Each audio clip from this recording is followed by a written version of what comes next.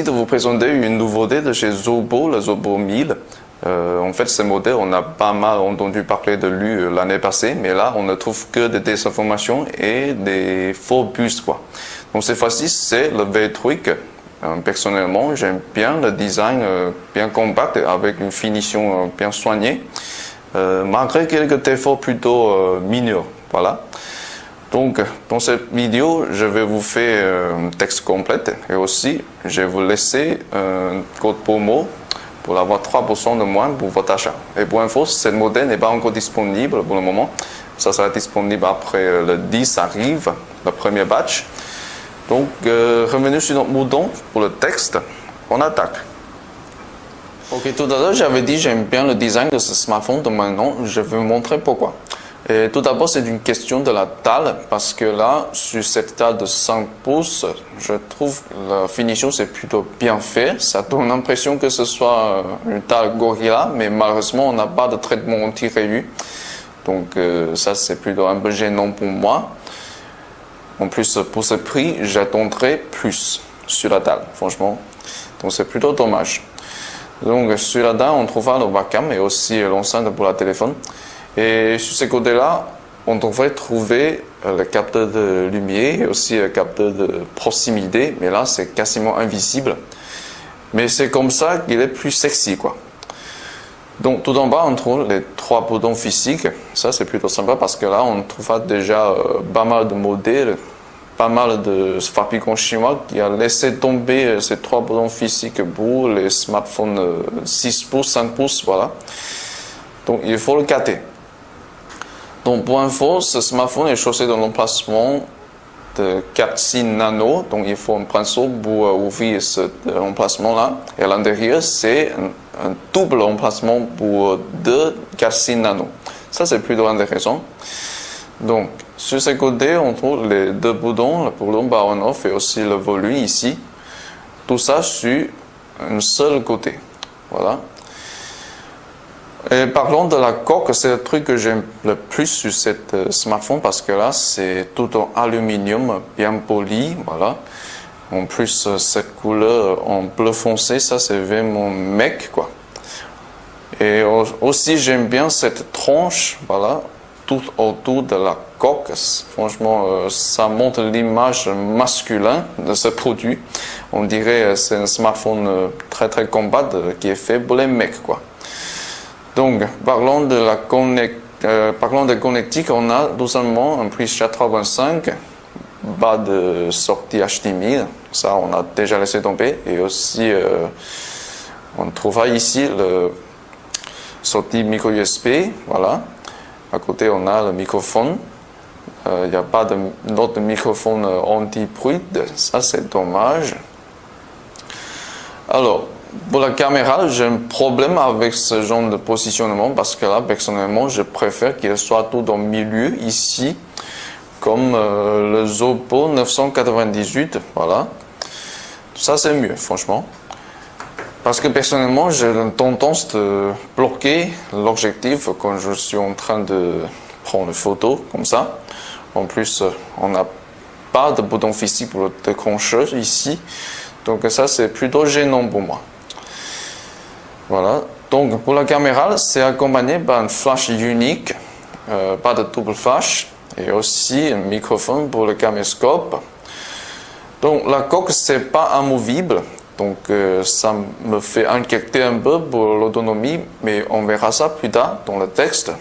Mais en tout cas, ce smartphone, en termes de finition, c'est plutôt bien foutu, franchement. Donc maintenant, je vais prendre la dimension. Donc pour la longueur, on a alors 146. Ça c'est plutôt voilà, non, il faut ajuster un peu. Voilà, c'est 143, 144 à peu près. Donc la longueur, c'est fait. En plus pour la largeur, 72. Ok, je pense que le rapport pour le longueur et largeur, ça fait plutôt correct. Mais ce qui m'intéresse le plus, c'est l'épaisseur. Alors, c'est parti pour l'épaisseur.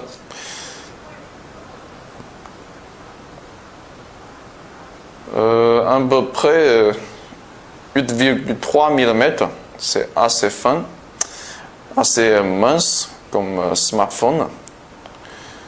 Ah, attends, ça doit être 7,3. Voilà.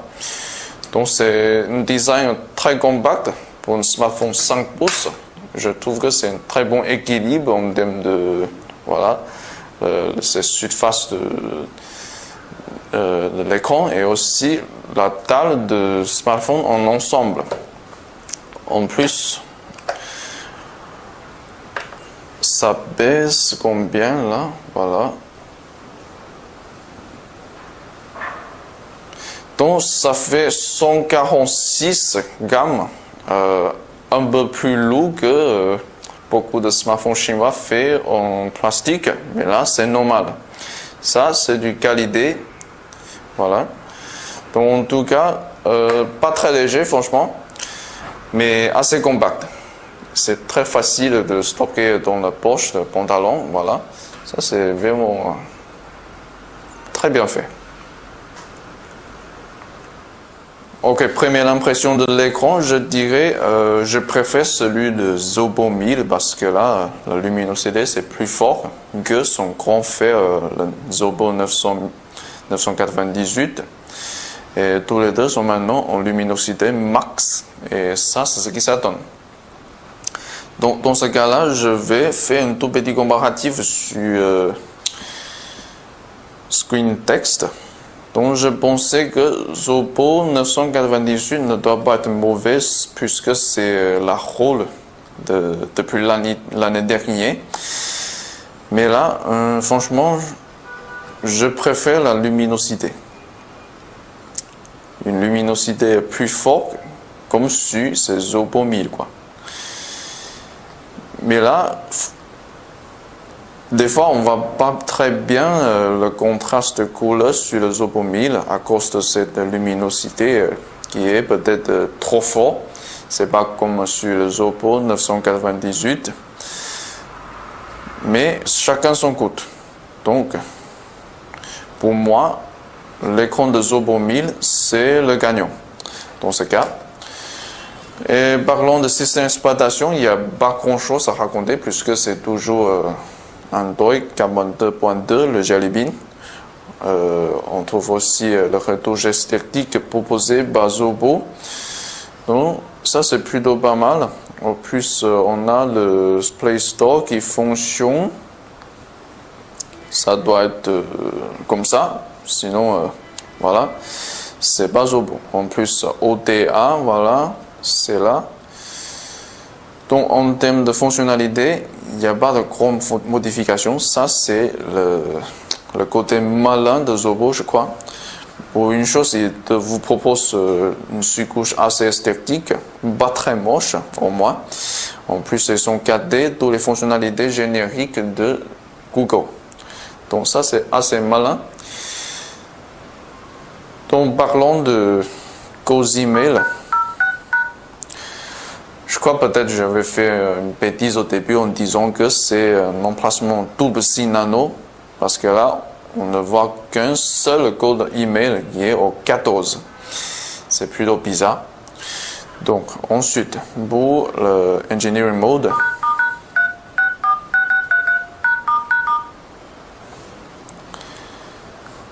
donc on a toujours la 900 de WCDMA 3G coché là. Donc ça c'est Zobo. Zobo sort toujours le smartphone qui est compatible avec la fréquence 900. Donc à part de ça, on a aussi 2000, 1900, 850 et 800 pour la 3G et aussi le quad-band GSM.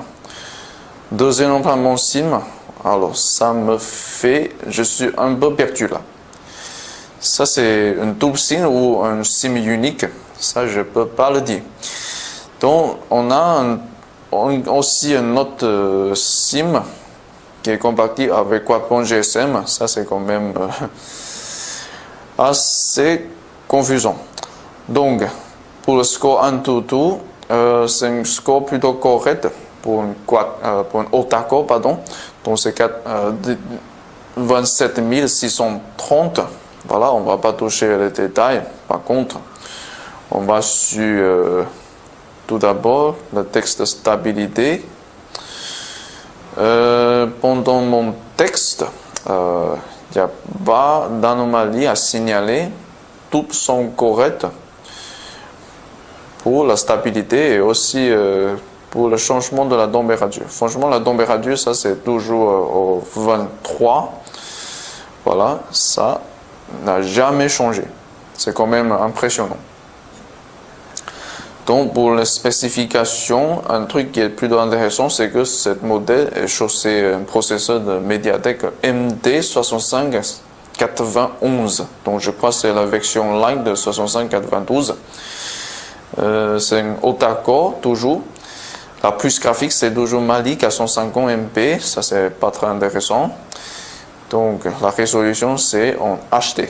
Pour un 5 pouces, ça, c'est vachement suffisant. Ça fait plutôt joli. Et pour la caméra, c'est 14 mégapixels.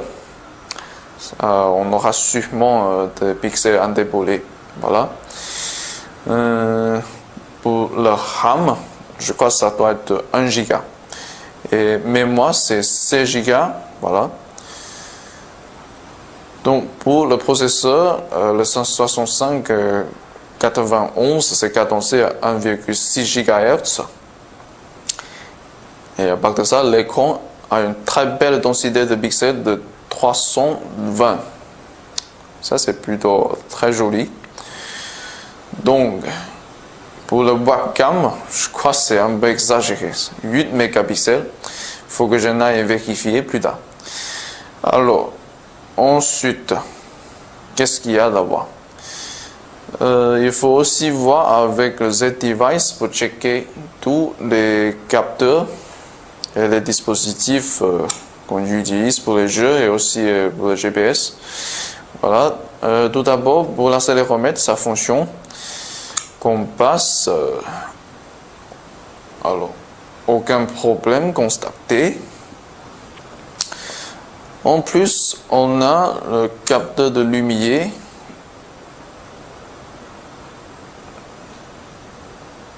Ok, c'est plutôt réactif au changement de luminosité, ça c'est plutôt pas mal. Ok, capteur de proximité. Ok, aucun problème. Ensuite, on a le gyroscope.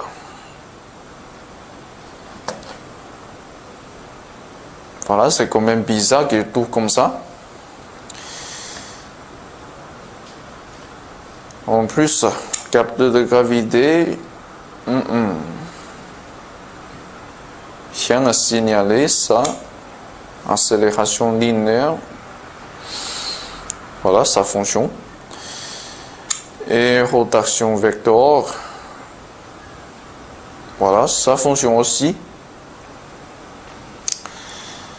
Donc, mon problème, c'est avec ce gyroscope, quoi. En plus, pour un prix et pour un tel prix, je crois qu'il doit l'avoir MFC, mais malheureusement, on n'a pas. Et pour le GPS, alors ça dépend de l'endroit, parce que là, j'avais fait un texte près de cette building où je travaille, dans laquelle je travaille. On capte très mal le signal de satellite. Par contre, quand j'étais à la plage pendant le week-end, ça capte super bien. Donc, vous trouverez la capture d'écran pour les textes, pour le GPS, et aussi je vais vous laisser le capteur de l'écran pour le texte 3D Mark, Epixidate, tout ça, tout ce qui concerne la performance graphique 3D, quoi. Donc ensuite, on va sur la caméra. Tout d'abord, je dois dire l'autofocus fonctionne plutôt bien, franchement. Pour la mise en point, c'est assez réactif. Mais mon problème, c'est que c'est branchement de rendu de couleur. Ça, c'est presque insupportable pour moi. Voilà, je vais essayer de voir si on peut faire quelque chose avec le ISO. Et franchement, je ne vois pas trop d'amélioration. Donc, ça doit être un problème pour la caméra. Mais à part de ça, tous les modes génériques de Android sont proposés. Et aussi sur le paramètre, toutes les options génériques sont conservées. Donc il n'y a pas de retouche débile. Voilà. Donc pour le webcam 8 mégapixels, non, ça doit être le grand maximum 5 mégapixels, top. Donc je vais essayer de prendre une photo comme j'avais fait tout à l'heure.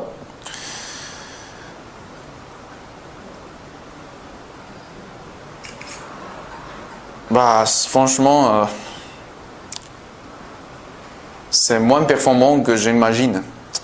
14 mégapixels, ça c'est sûrement un déboulé, ça on le sait par avance, mais là je ne savais pas que ça peut être si mauvaise pour une photo de gros plan, quoi.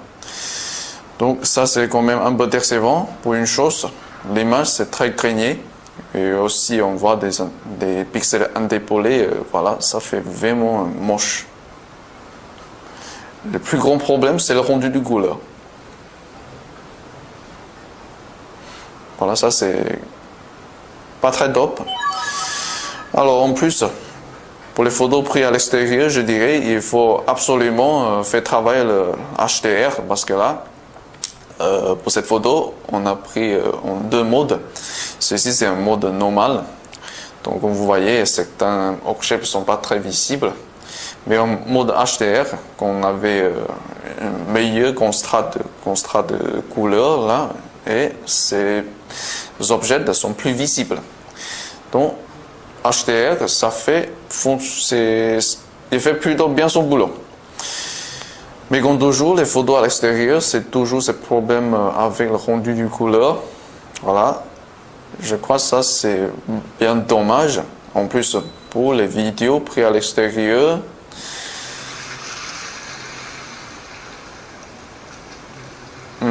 toujours ce problème avec le rendu du couleur. À part de ça, le microphone et tout, voilà, ça fonctionne plutôt pas mal. L'image c'est vraiment très clair. On va essayer une autre.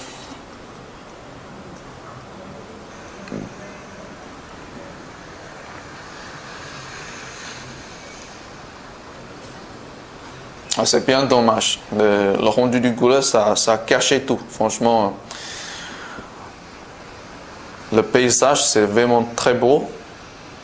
Mais là, ça capte mal. Donc, j'ai aussi un autre truc à montrer, c'est une photo panoramale. Donc, je dirais, ça fonctionne, mais là, c'est plutôt au rendez-vous. Voilà, comme vous voyez, il y a certaines parties mal enchaînées et aussi, vous avez certaines parties plus lumineuses que les autres. Voilà, donc en tout cas, cette mode, c'est plutôt pour s'amuser, comme chez tous les smartphones chinois, quoi. Donc c'est autant pour la caméra. Là. Ensuite, on va sur la lecture de vidéo.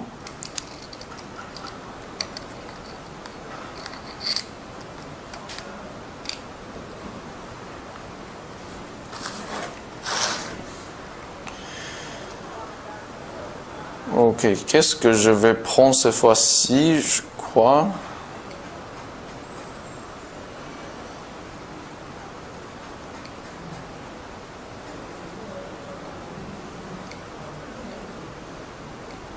Alors, il faut que je remette en portrait. Voilà, ça c'est plus facile. Donc, texte vidéo. On va directement sur une vidéo Full HD. Donc, on va choisir MX Player.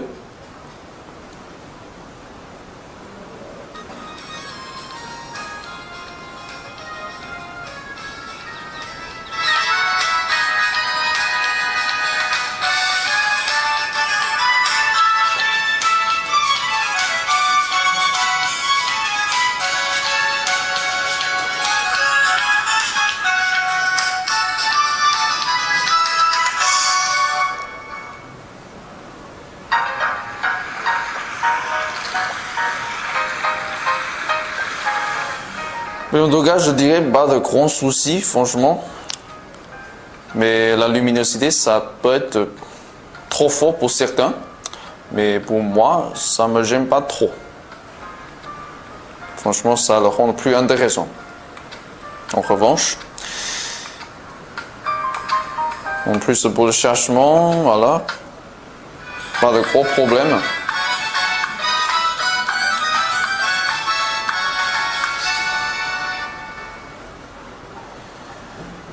Haut-parleur, voilà, ça donne un son plutôt vibrant.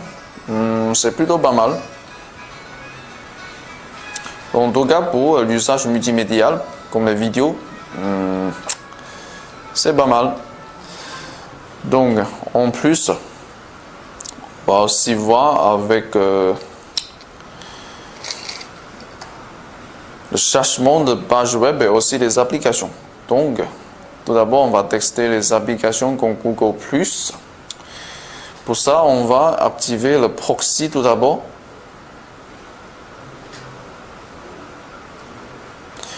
Alors, tout d'abord, on va essayer YouTube, quoi.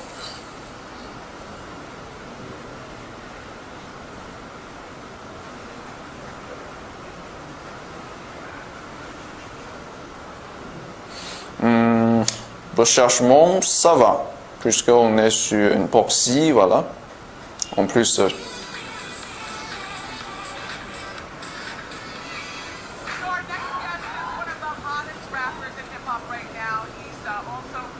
ah, elle me fait peur cette dame. Alors, on change un autre. On va essayer une autre. Mais jusqu'à maintenant, je n'ai pas constaté de problème.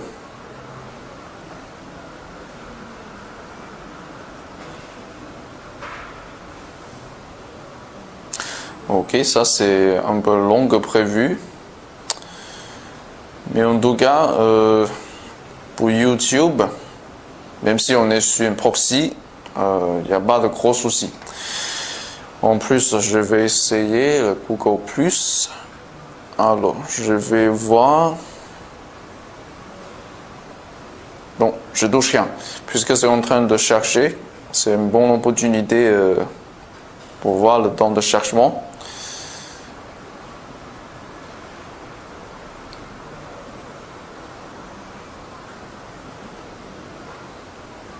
Non, un peu trop long quelques jeux. Et tout d'abord, le Real Racing.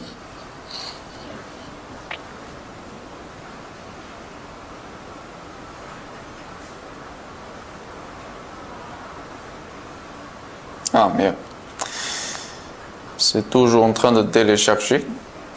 Dans ce cas-là, je vais éteindre le Wi-Fi.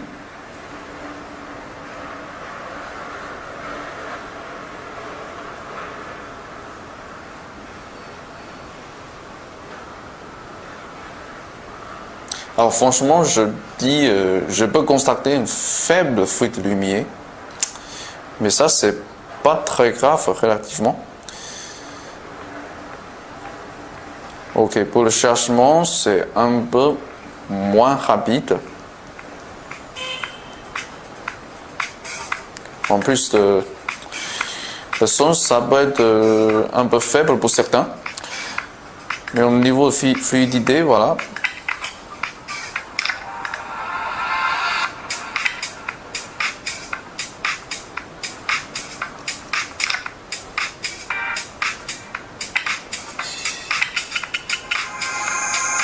Aucun problème en termes de fluidité jusqu'à maintenant.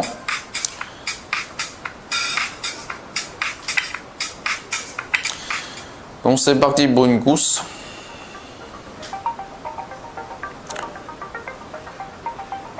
J'espère que je pourrai faire mieux cette fois-ci pour ce genre de jeu, hein, parce que je suis toujours mauvaise. Alors jusqu'à maintenant, fluidité c'est moyen pour la partie. Et en plus, la batterie, ça commence à chauffer. Mais c'est normal, puisque c'est un jeu assez gourmand. En plus, la taille de ce petit smartphone, c'est normal.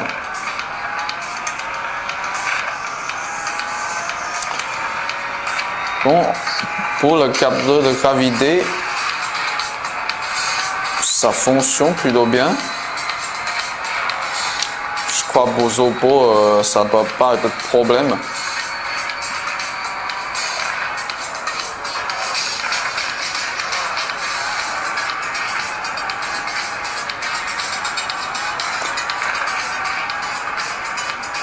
En plus, j'ai l'impression que ce smartphone c'est plutôt idéal pour jouer ce genre de jeu dans le métro ou dans le transport en commun, puisque là c'est tout petit comme ça. C'est pas un 6 pouces, même pas, encore moins un 7 pouces. Bon, en tout cas, c'est assez compact, assez léger à porter partout dans le transport en commun. En plus, avec ces capteurs de gravité qui marchent tellement bien, je dirais pourquoi pas.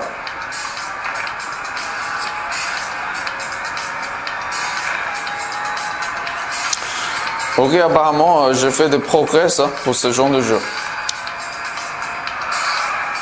Je dois être content. Donc, je vais baffer une partie entière. Comme ça, ça va être trop long.